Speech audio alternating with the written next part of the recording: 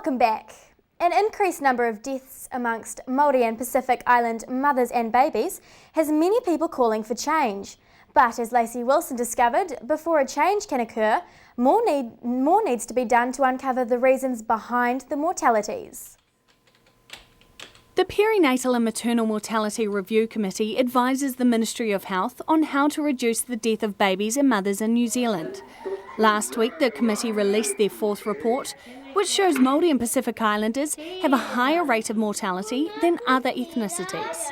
What it tells us is that we now know that those women are more likely to have a perinatal death, so that can give us some information when midwives or any carer is looking after those women that we need to be aware of in terms of the care that we provide. The perinatal period is between 20 weeks of pregnancy to 28 days after birth.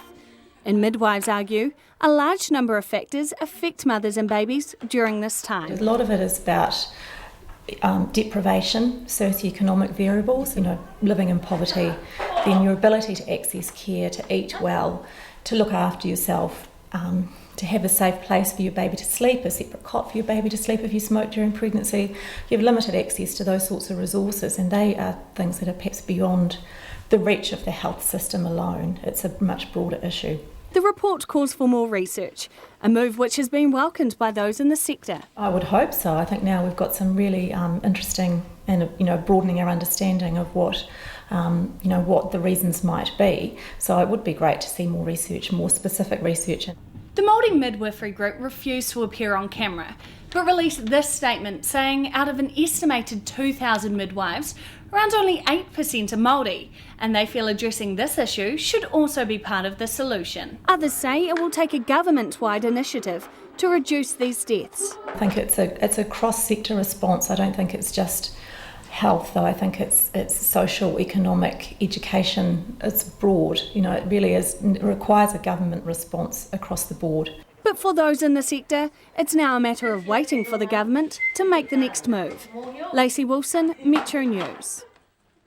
One Christchurch gymnast is embarking on a quest of a lifetime, and she's only 14. Ashley O'Neill is hoping to represent New Zealand at the next Commonwealth Games, and as Lacey Wilson found out, she's doing everything she can to make it happen. She may be young, but Ashley O'Neill has already found her passion. It's a graceful sport, and it's sort of like got a background of ballet, and I like ballet, and it's like good fitness, and I meet lots of new people and travel lots. So how much training does it take to become world class?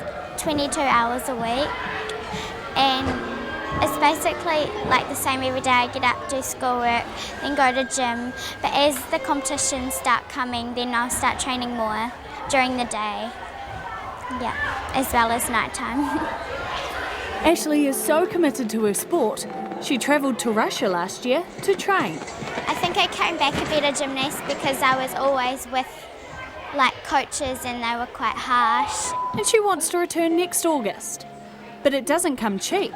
In fact, the 3-month trip will cost around $15,000. Well, you can't say no, because when you've got someone that has shown a natural talent in a short space of time, you can't say no to it. So you get behind your child and you do everything in your ability to get her there. It is hard to get the funding for a minority sport, and an individual particularly, so we do need to fundraise and go for different options. However, despite the cost, Ashley feels the trip to Russia will be crucial to achieving her main goal. Just to become the better gymnast that I want to be, and so that I can qualify for the Commonwealth Games in 2014. So with all the drive and determination, it seems this Canterbury team will be one to watch. Lacey Wilson, Metro News.